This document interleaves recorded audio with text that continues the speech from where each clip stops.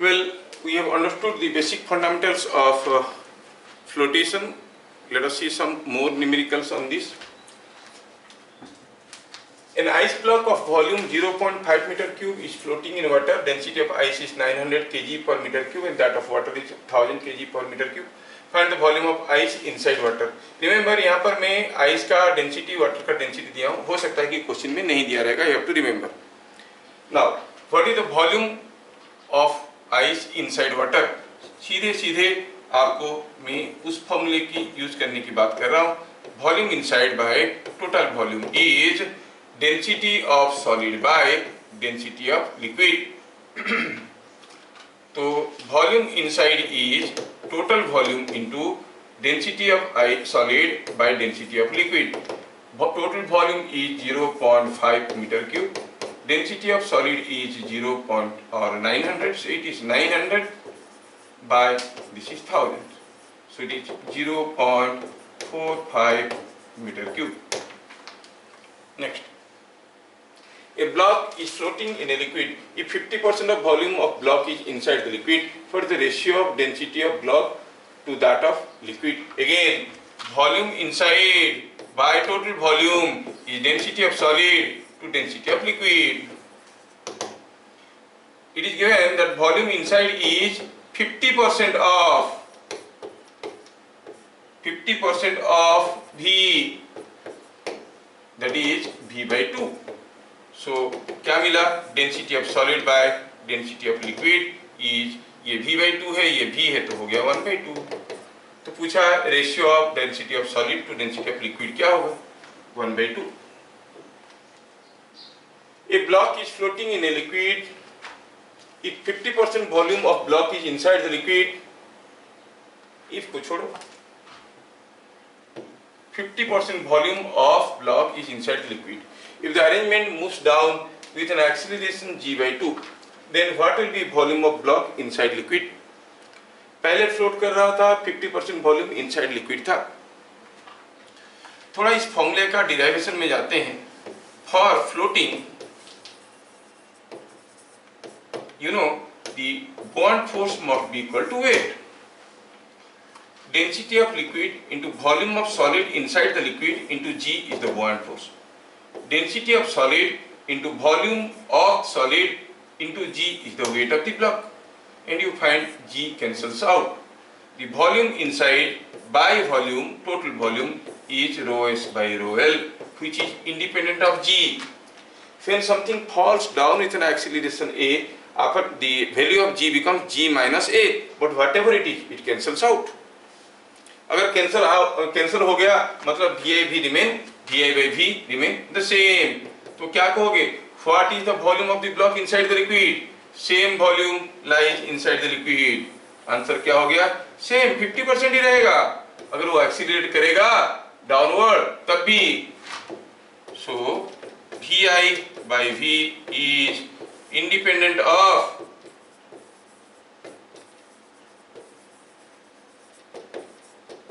g. 50% volume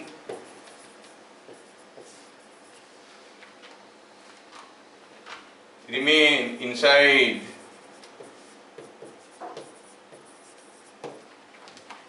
Next, a small ball of density rho was dipped into a liquid of density 3 rho to a depth h1.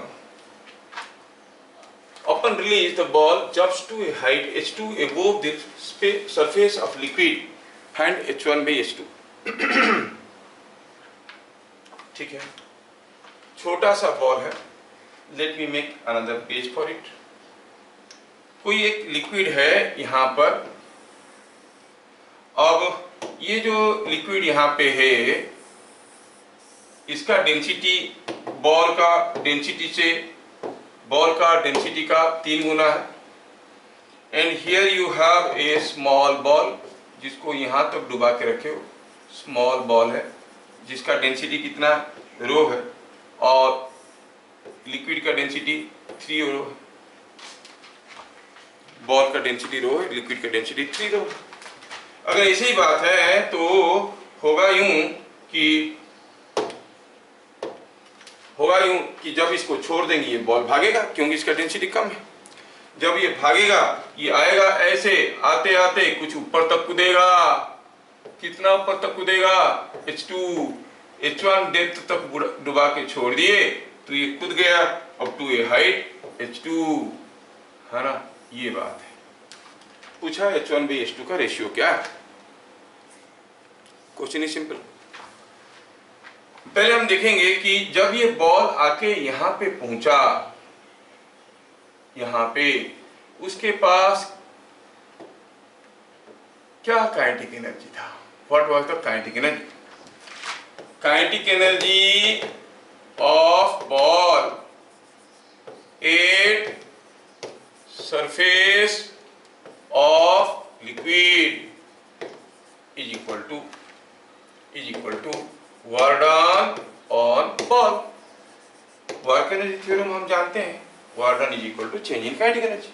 जब वो यहां से यहां तक गया, work done by all forces, एक था वेट, दूसरा था बॉन्ड फोर्स, नहीं तो that is equal to B into H1 minus W into H2, sorry W into H1। Work done by B ऊपर की तरफ था और W नीचे की तरफ था। बाई B वर्क हुआ B into H1, against W work हुआ W इंटू H1। तीनों को माइनस करेंगे तो H1 गोज का मन। B क्या है?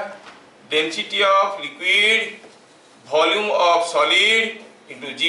W क्या है? Density of solid into volume of solid into G।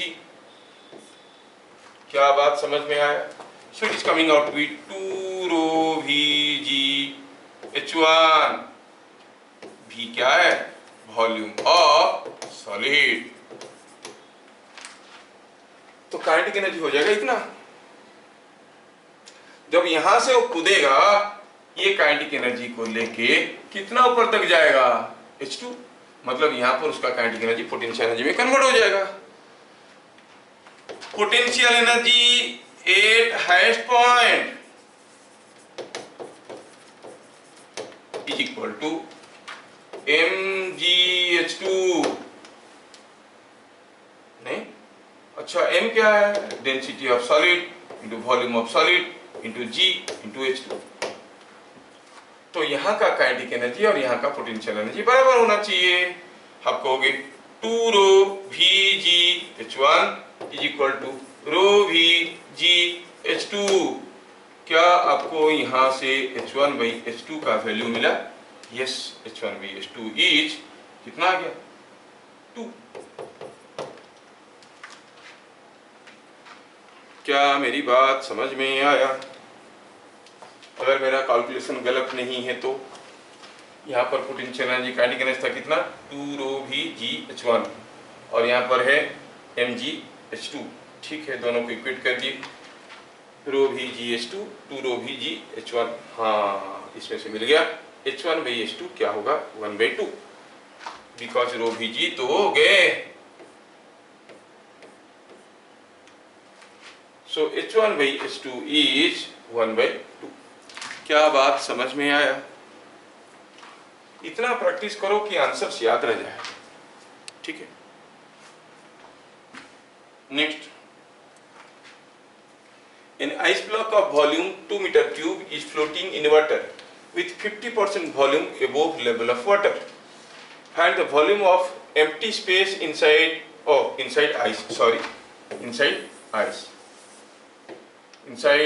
ice block.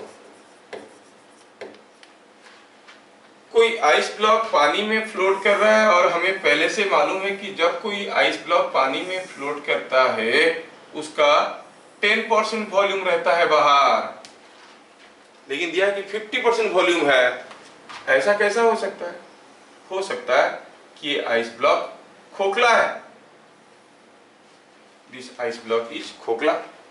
ऐसा मतलब इसके अंदर कुछ खाली जगह है। इस आइस ब्लॉक के अंदर कुछ खाली जगह पड़ा है, इसीलिए खोखला है, इसलिए थोड़ा हल्का हो गया और फ्लोट कर रहा है 50%। Now think of the ice block. ये है आइस ब्लॉक का जोन और ये है आपका वाटर। पूछा है बताओ इस आइस ब्लॉक के अंदर जो खोखला वॉल्यूम है वो है कितना। Question is understood. 50% volume is above. Total volume था 2 मीटर क्यूब, 50% मतलब 1 मीटर क्यूब बाहर है नहीं, 1 मीटर क्यूब बाहर है। तो सॉल्यूशन बनाते हैं। For flotation you know the buoyant force must be equal to weight. buoyant force कितना है? Density of water into volume of solid inside.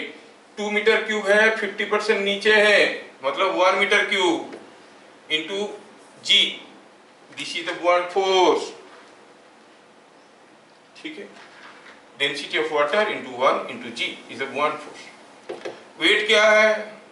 weight is same. तो इसका मतलब the weight of ice block is same as this much. ये रो W का value है 1000 kg पर metre cube, सो बन गया ये 10,000 Newton's. This is the wait of the block.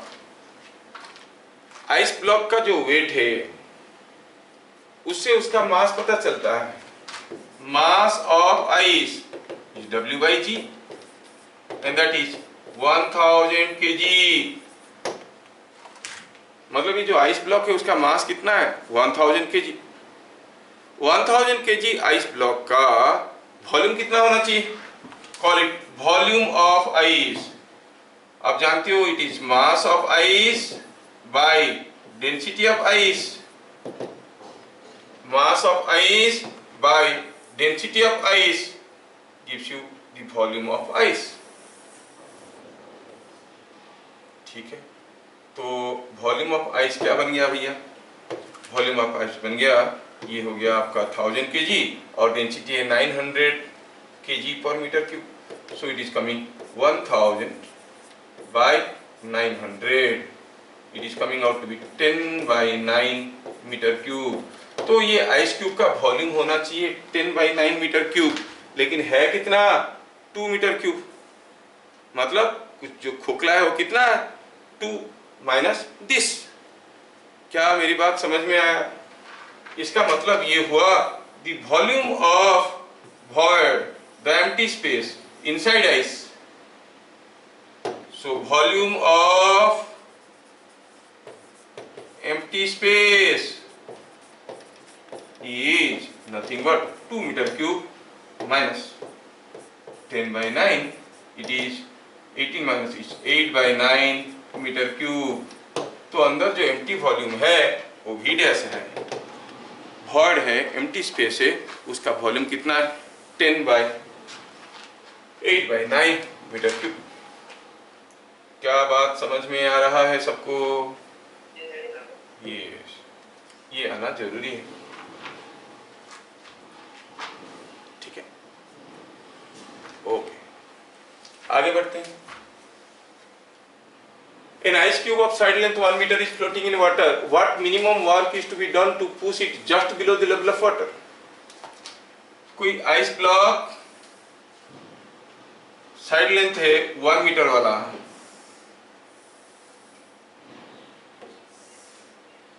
ये फ्लोट कर रहा है पानी में, और आपको मालूम है कि when this ice block is floating 10% volume remains above the surface of water। ये बार बार नहीं बोलूंगा, आपको समझ में आ रहा है, क्योंकि आइस का डेंसिटी 0.9 है और वाटर का डेंसिटी 1 है।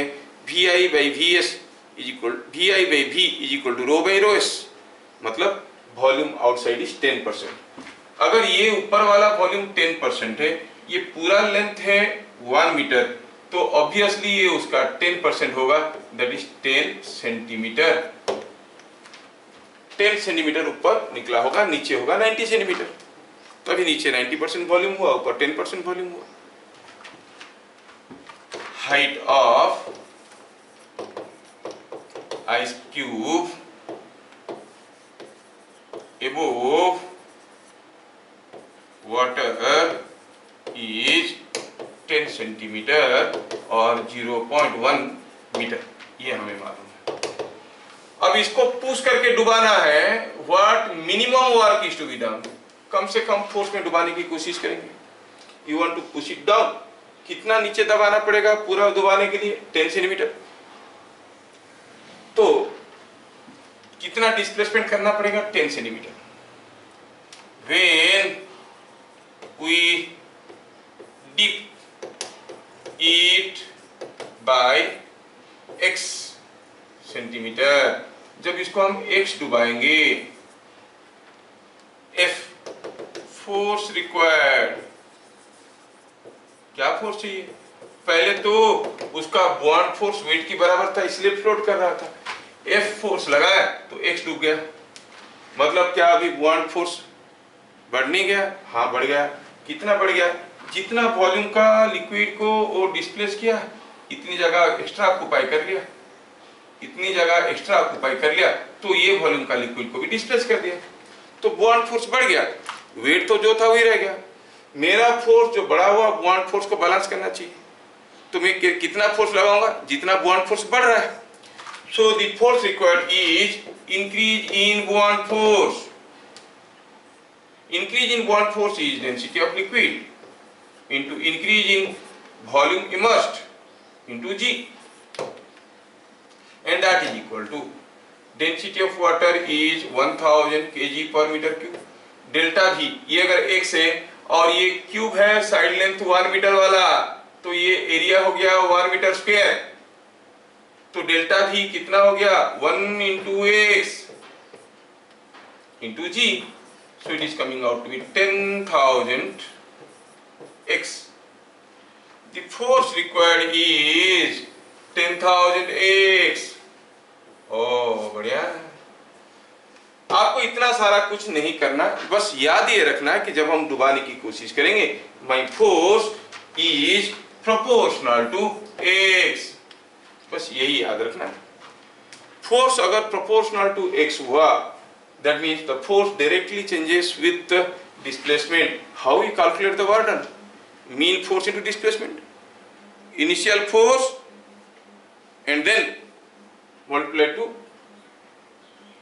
initial force plus final force by 2 into displacement.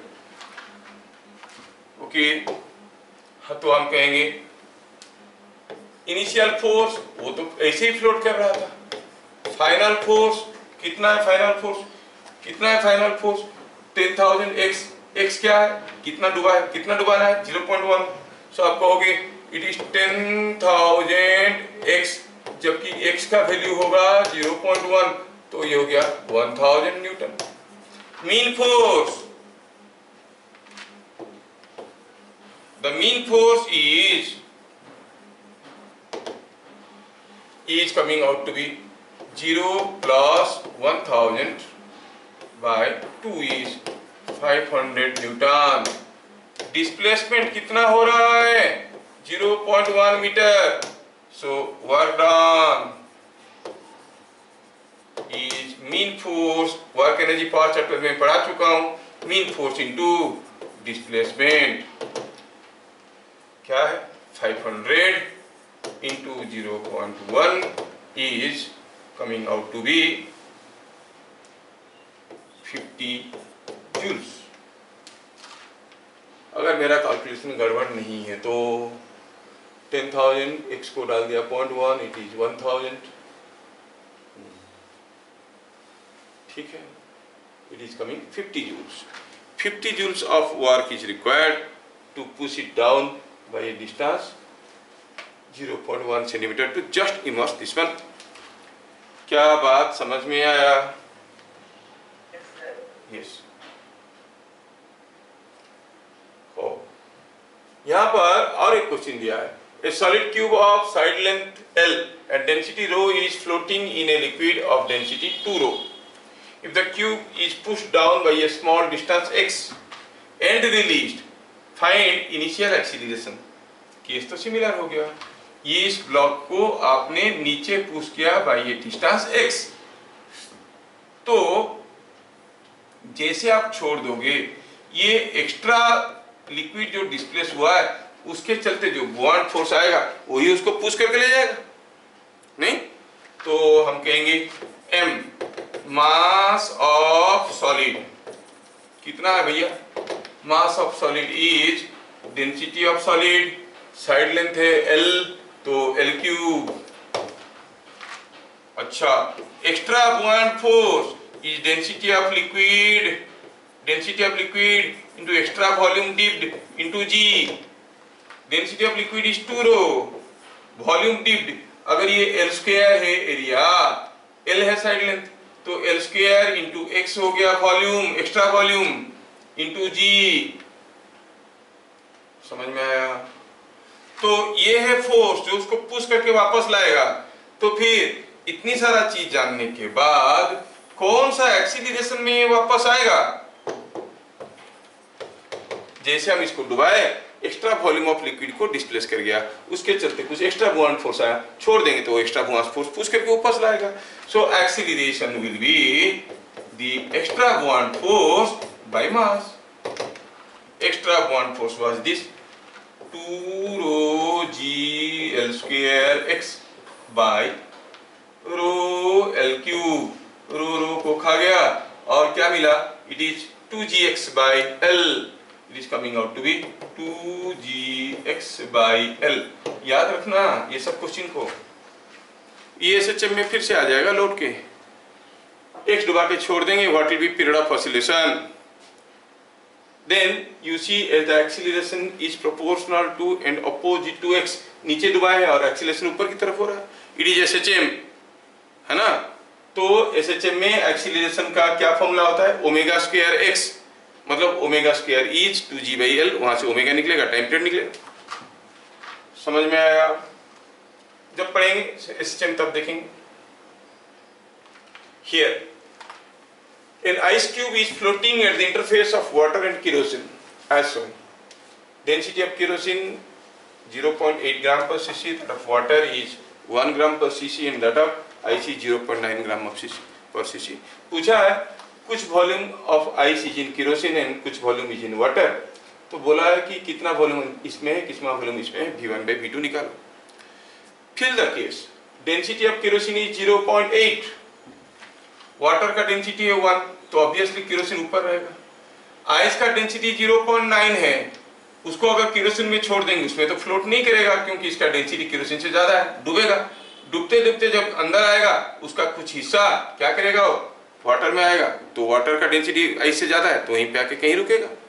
पूछा है V1 by V2 का रेशियो वाला चीज हमें निकालना है।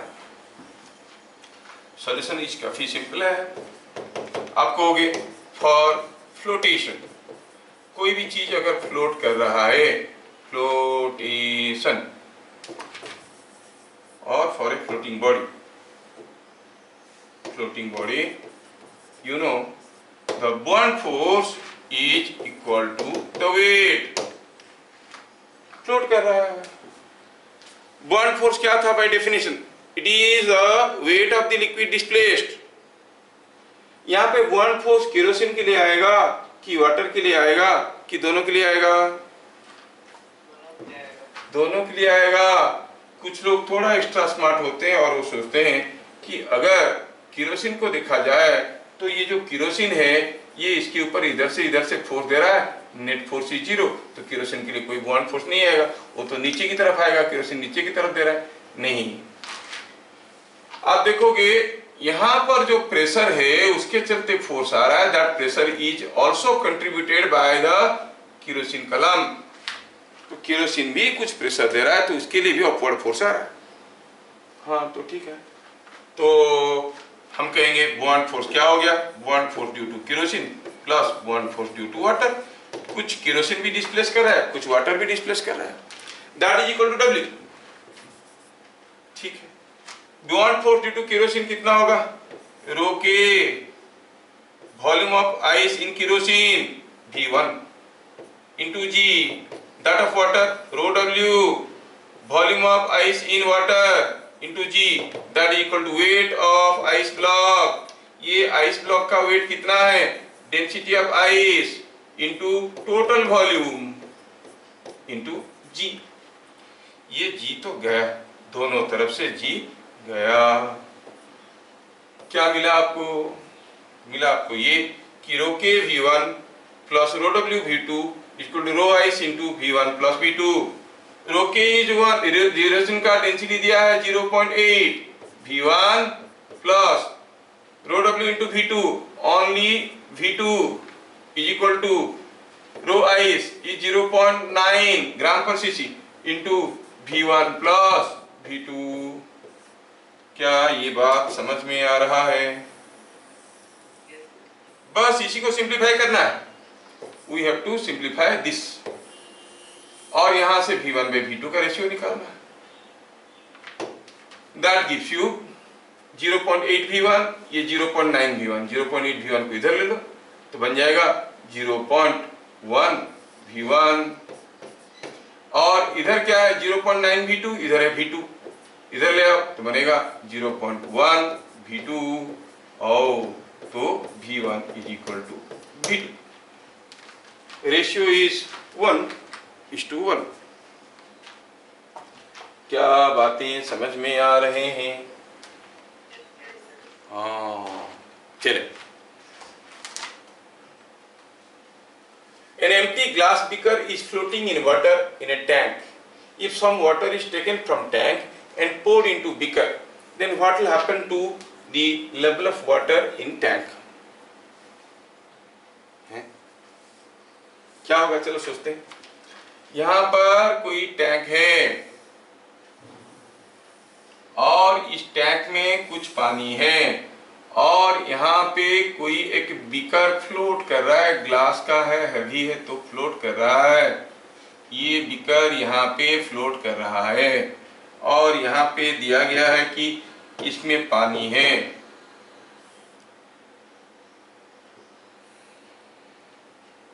Water in this tank.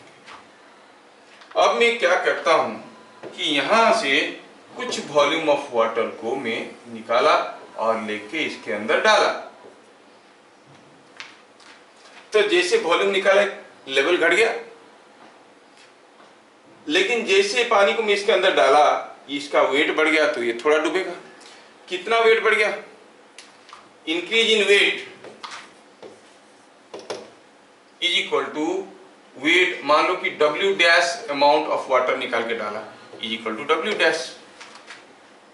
Wait बढ़ गया फिर भी फ्लोट कर रहा है तो हम कहेंगे कि बॉन्ड फोर्स भी बढ़ गया होगा। That must be equal to increase in buoyant force. थोड़ा पानी निकाल के डालने के बाद भी फ्लोट कर रहा है, क्या मतलब हुआ? Increase in buoyant force is equal to increase in weight, है कि नहीं? अच्छा, बॉन्ड फोर्स बढ़ गया। क्यों बढ़ गया? क्योंकि कुछ वॉल्यूम डिस्प्लेस किया होगा वाटर का। कितना वॉल्यूम ऑफ वाटर डिस्प्लेस करेगा कि इसका बॉन्ड फोर्स इतना बढ़ेगा? इतना मतलब इतना वाटर का बराबर, तो इतनी ही वाटर को डिस्प्लेस करेगा वो। समझ में आ रहा है? मतलब जितना पानी निकाल लिए थे ये अंदर डूब के उतना ही वॉल्यूम ऑक्युपाई कर लेगा W डैश वॉल्यूम को। अगर हम कहेंगे यहां से V वॉल्यूम का पानी हम निकाल दिए थे, हम कहेंगे कि V वॉल्यूम का पानी निकाल लिए थे तो ये डूबेगा कितना? वही V वॉल्यूम, वो जगह को वही ऑक्युपाई कर लेगा, तो लेवल विल रिमेन सेम। समझ में आया क्या? So level remain same. ठीक है, कब तक? As long as beaker is floating. जब तक ये बीकर फ्लोट कर रहा है तब तक लेवल बराबर रहेगा। सपोज हम पानी निकाल के डालते जाएंगे, एक समय आएगा इतना ज्यादा पानी होगा कि डूब जाएगा। जैसे ये बीकर डूब गया, पहले बीकर फ्लोट कर रहा था, buoyant force equal to weight, अब बीकर डूब गया है, क्या डूबा हुआ बीकरों के ऊपर जो बॉन्ड फोर्स आ रहा है वो उसका वेट के बराबर है? नहीं, उससे कम है। मतलब बॉन्ड फोर्स कंपैरेटिवली घट गया है तो level will decrease.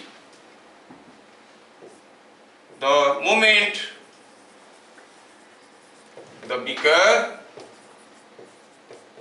sinks, the level decreases। क्या मेरी बात सबको समझ में आ रहा है? जब तक बीकर फ्लोट कर रहा होगा level of water in the container will remain same. The moment the beaker sinks, level of water will decrease. समझ में आया क्या? बढ़िया।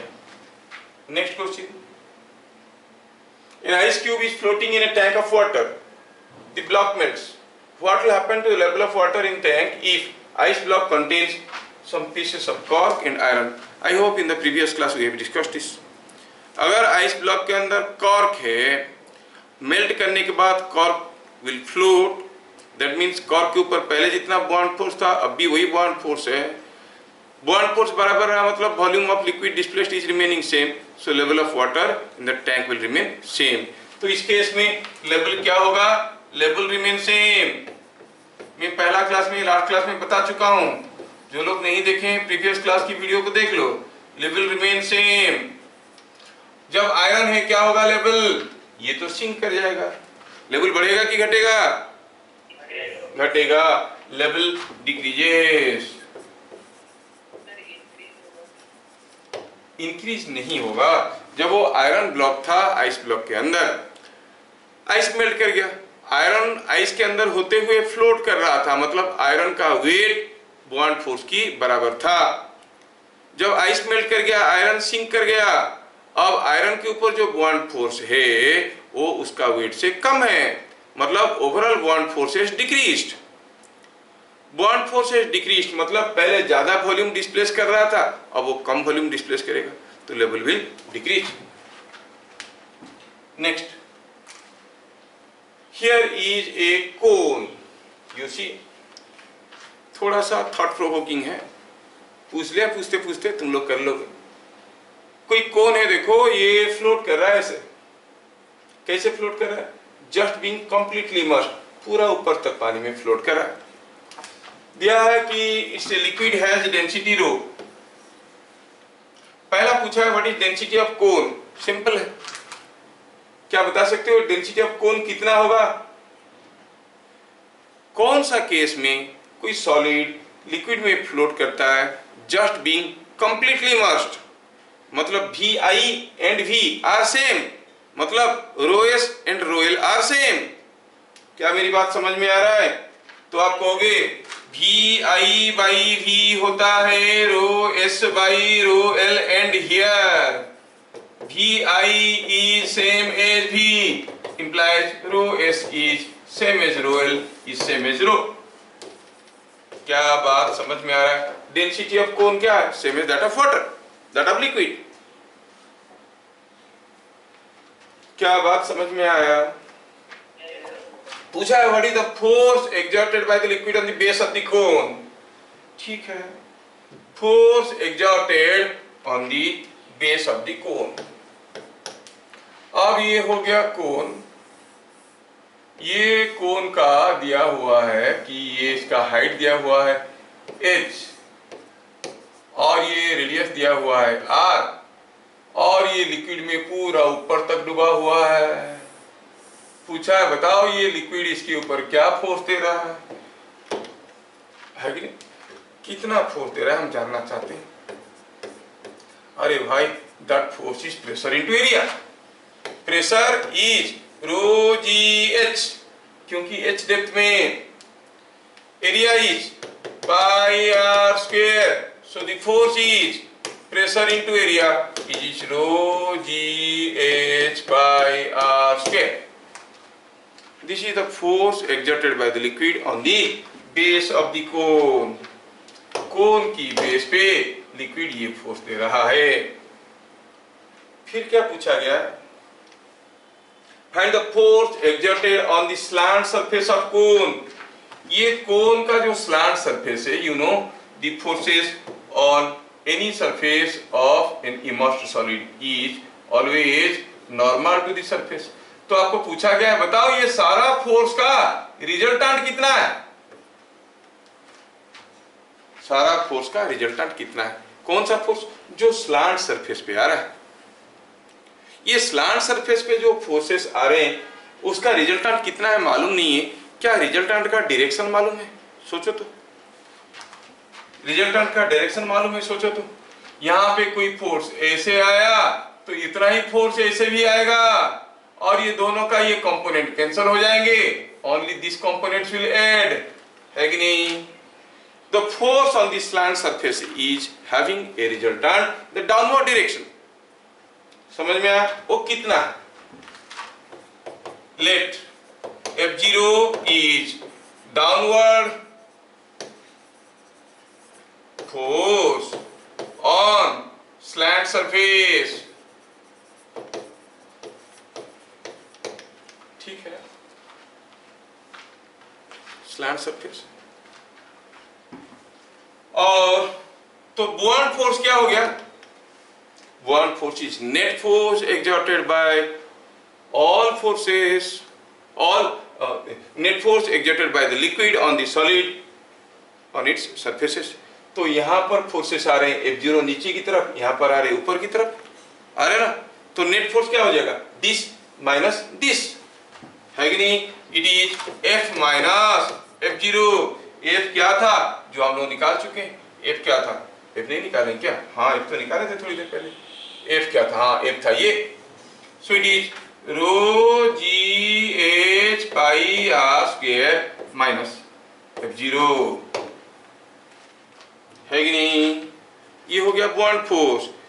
बुआंट force whenever a solid is totally or partially immersed into a fluid medium or a liquid medium, the resultant of all forces exerted by the liquid on the surface of the immersed solid is called buoyant force. Fundamental definition में हम बुआंट force का thrust का पहला class में बता चुके हैं. So this is the buoyant force. This buoyant force must be equal to weight because it is floating. V volume of कोन, शायद आपको मालूम होगा कि ये 1/3 पाई आर स्क्वायर एच होता है. Volume of the cone is 1/3 pi r square h. तो weight of the cone क्या हो गया? Density of cone which is same as that of liquid into volume of cone into g. Rho v g it is 1/3 rho pi r square h g. This is the weight. और ये body float कर रहा है, ये body float कर रहा है का क्या मतलब हुआ? Weight must be equal to buoyant force. For any floating body the weight is equal to the buoyant force. ठीक है, weight is equal to the buoyant force. Weight is equal to the buoyant force. क्या लिखेंगे? For flotation weight must be equal to buoyant force. And हमें F0 की जरूरत था. हम कहेंगे 1/3 rho pi r square h into g is equal to row g h pi r square minus F0. तो F0 का वैल्यू क्या हो गया? 2/3 rho g h pi r square. तो थर्ड बीट शायद आपके लिए थोड़ा सा डिफिकल्ट होगा, बट कंसेप्चुअल था तो दे दिया. पहला दोनों बीट आपको समझ में आ गया होगा. स्लांट फेस में कितना फोर्स आ रहा है, स्लांट फेस में कितना फोर्स आ रहा है, वहीं से काम निकल गया हमारा. क्या बात समझ में आ रहा है या ऊपर से जा रहा है? अंडरस्टैंडिंग और standing under? Understanding. How many of you are understanding? थोड़ा हाथ उठा तो देखिए कितने लोगों को समझ में आया. 3 लोगों को. कितना धीरे धीरे हाथ उठा रहा, वो भी कंधे तक, नहीं इधर. अच्छा ठीक है, ठीक है, ठीक है, वेरी गुड, वेरी गुड. चलिए अगला क्वेश्चन. यहां पर कोई कैंडल जल रहा है, कोई कैंडल जल रहा है. देखो क्या दिया है? दिया है कि candle is floating in water with 50% volume inside water. मतलब ऊपर जितना नीचे उतना 50% वॉल्यूम. बिना कुछ पढ़े बिना कुछ करे पहले आप बता सकते हो क्या? What is the relation between density of candle and density of water? Vi by V is equal to rho S by rho L. Vi is 50%, तो rho s is 50%. So rho s मतलब density of candle is half of density of water. लेकिन पूछा नहीं है, मैं तो पूछ लिया आपको, यहाँ पर पूछा कुछ दूसरा. अब ये कैंडल जलने लगा, जलने लगेगा तो कैंडल धीरे धीरे लंबा हो जाएगा कि छोटा हो जाएगा? छोटा हो जाएगा. तो निचला वाला जो लेवल है वो वहीं रहेगा कि नीचे आएगा कि ऊपर जाएगा? क्योंकि कैंडल का जितना भी लेंथ है हरदम उसका आधा रहता नीचे, 50%. बड़ा कैंडल लो छोटा कैंडल लो, 50% तो अंदर ही रहेगा. मतलब ये जैसे छोटा हो जाएगा हरदम आधा नीचे रहेगा आधा ऊपर रहेगा, मतलब निचला हिस्सा धीरे धीरे ऊपर जाने लगेगा. क्वेश्चन में पूछा है कि अगर कैंडल जलने लगा है कैसे? 0.1 सेंटीमीटर पर मिनट, 1 मिलीमीटर, हर मिनट में 1 मिलीमीटर, तो ये भी ऊपर जाने लगा होगा धीरे धीरे. बताओ कौन सा स्पीड में ये ऊपर जा रहा है? Question is understood? ठीक है, चलो देखते हैं. 1 मिनट में ये 0.1 सेंटीमीटर छोटा हो जाएगा, और ये 0.1 देखने में थोड़ा कठिन लगता है. चलो 1 सेंटीमीटर कर देते हैं, बहुत जोर से जल रहा है, जल्दी जल्दी खत्म हो रहा है. 1 सेंटीमीटर पर मिनट. ठीक, 1 मिनट में क्या हुआ? ये 1 सेंटीमीटर छोटा हो गया. अब जो भी लेंथ था वो पूरा लेंथ 1 सेंटीमीटर कम हो गया, मतलब ऊपर वाला हिस्सा हो गया होगा 0.5 सेंटीमीटर कम, नीचे वाला हो गया होगा 0.5 सेंटीमीटर कम. मतलब निचला हिस्सा ऊपर गया है कितना? 0.5 सेंटीमीटर. कितने समय में? जब 1 सेंटीमीटर बर्न कर गया. कितने समय में 1 सेंटीमीटर बर्न किया? 1 मिनट में. 1 मिनट में 1 सेंटीमीटर बर्न किया, और 1 मिनट में ये ऊपर गया 0.5 सेंटीमीटर. तो इसका वेलोसिटी क्या है? 0.5 सेंटीमीटर पर मिनट. समझ में आया क्या? तो आप कहोगे velocity of is always 50% volume has to be inside. Therefore, velocity of lowest point,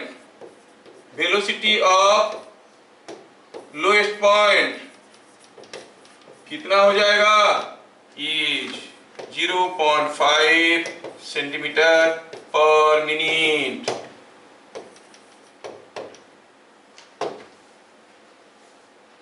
Question number 13.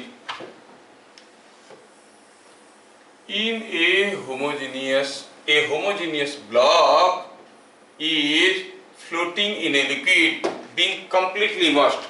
What is correct?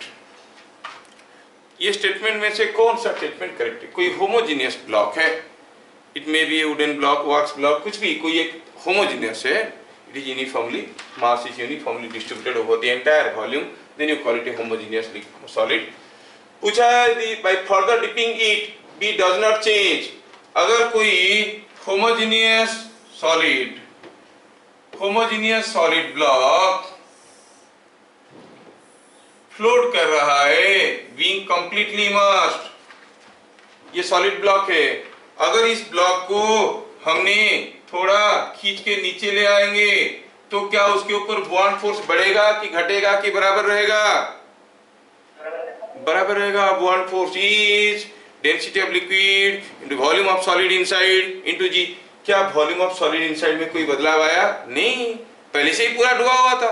तो bond force does not change. Statement is correct.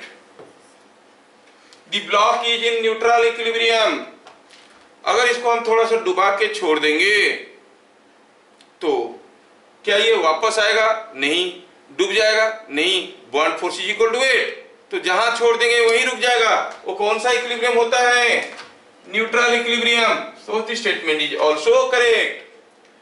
The centre of mass, centre of gravity and bond force coincide. You know in a uniform gravitational field the centre of mass and centre of gravity coincide होता है. तो centre of mass, centre of gravity coincide करें. Bond centre किसको कहते हैं? The center of volume of the immersed solid. अगर कोई एक होमोजीनियस सॉलिड है, क्या उसका वॉल्यूम का सेंटर, उसका मास का सेंटर बराबर नहीं होगा? यस, यहीं पे आएगा बॉन्ड फोर्स, यहीं पे आएगा वेट. और हम जानते हैं If the buoyant center is above the center of gravity, the body is in stable equilibrium. Buoyant center is below the center of gravity, the body is unstable equilibrium. But when both of them are same point, it is in neutral equilibrium. वैसे भी हम देख चुके हैं कि neutral equilibrium में है, मतलब all these 3 points must be at the same position. तो आप कहेंगे हाँ ये भी करेक्ट है। इसका मतलब सही आंसर हुआ डी, ऑल ऑफ दिस, सारे के सारे गामा को लेके करेक्ट हो गए। क्या आपको समझ में आया? Yes. Next, the same block is floating in water in 2 different positions. Which position is not possible? A, B, none. कौन सा पोजीशन नहीं हो सकता? क्या A जैसे फ्लोट कर सकता है? सोचो। B जैसे फ्लोट कर सकता है? सोचो। अब देखो कि फ्लोट करने के लिए B must be equal to 8. यहाँ पर जितना वॉल्यूम नीचे है वहां पर भी उतना ही वॉल्यूम नीचे है। इस नजीरे से देखा जाए तो यहाँ पर जितना बॉन्ड फोर्स है यहाँ पर उतना बॉन्ड फोर्स है। अगर ये रेस्ट में है तो ये भी रेस्ट में रहेगा, दोनों का वेट के बराबर है। But that is not the only criteria. 2 forces acting on a body will keep the body at rest if they are equal and opposite. That is necessary, but not sufficient. They must have same line of action. कोई body के ऊपर 2 equal and opposite force आएंगे तो क्या वो body rest में रहेगा? हर कोई बोलेगा कि हाँ रहेगा। अरे नहीं रहेगा। कब रहेगा? जब दोनों का लाइन ऑफ एक्शन बराबर होंगे, सेम लाइन में होंगे। देखो तो यहाँ पर ये वाला निचला वाला हिस्सा का वॉल्यूम ज्यादा है तो सेंटर ऑफ वॉल्यूम कहीं यहाँ पे होगा नहीं, और यहाँ पे होगा बॉन्ड फोर्स, जबकि ग्रेविटी लगेगा यहाँ पे, वेट होगा यहाँ पे। क्या ये 2 फोर्स इक्वल एंड अपोजिट तो है, but are they acting along the same line? No. So which case is not possible? Case B is not possible.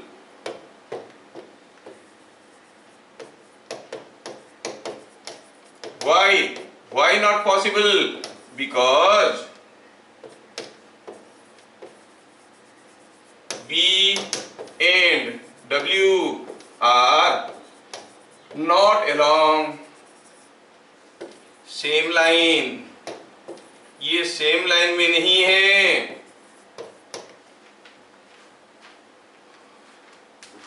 क्या बात समझ में आ रहा है? नेक्स्ट, कौन सा फिगर करेक्ट है? कोई सॉलिड कौन लिक्विड में फ्लोट कर रहा है, कौन सा फिगर करेक्ट है? अब फ्लोट करने के लिए you know the buoyant force must be equal to 8 नहीं, and or you say weight is equal to buoyant force, or buoyant force is density of liquid into volume of solid inside into g। तीनों case में volume inside बराबर होना चाहिए। पहला case में देखिए तो ये इसका नेरो पार्ट नीचे है और ब्रॉडर पार्ट ऊपर है, दोनों का हाइट अगर बराबर है ऑब्वियसली क्या दोनों का VI बराबर होगा? नहीं होगा। इस केस में ब्रॉडर पार्ट थोड़ा सा निकला हुआ है, नेरो पार्ट ज्यादा घुसा हुआ है। इस केस में ब्रॉडर पार्ट थोड़ा सा घुसा हुआ है, नेरो पार्ट ज्यादा निकला हुआ है। हाँ ये हो सकता है। इस केस में volume inside can be same in the 2 figures. तो this is the correct case, क्योंकि इस केस में वॉल्यूम इनसाइड देखो फिर से ये ऊपर हो गया तो और कम हो गया, ये बराबर हो गया। तो ये नहीं हो सकता, ये नहीं हो सकता, क्योंकि दोनों केस में volume inside liquid can not be same. Here also volume inside liquid cannot be same, or this is the possible case. Correct answer is B. क्या बातें समझ में आ रहा है? Yes, सारा कुछ आप लोग समझ गए। बढ़िया। 15 क्वेश्चन करने में पूरा समय खा गए। अब आपको बताना है कि आउट ऑफ दिस 15 क्वेश्चंस आप कितना क्वेश्चन कर लिए थे। किसका कितना सही हुआ था? सर मेरा 7। 7 सही हो गया था, बहुत बढ़िया। बाकी लोग बोल दो थोड़ा। सर 8 सही हुआ। 8 हुआ था। कितना था? 8 सही हुआ। 8 सही हुआ था, बहुत बढ़िया। तुम्हारा 8 और उसका 7 मिला के 15 होते हैं। भगवान करे कि तुम दोनों एग्जाम में आसपास बैठो और फुल मार्क लेके आओ। नहीं, चलिए ठीक है। तो अभी हमें इसके बाद आपको पढ़ाना है हाइड्रोडायनेमिक्स और Bernoulli's theorem, principle of continuity, equation of continuity, और एक टोरिसेली थ्योरम है, वेलोसिटी फ्लिप फ्लॉप्स, वो सबको एक क्लास में ख़त्म करेंगे। ठीक है, फिर मिलेंगे अगले क्लास। तब तक के लिए जय हिंद।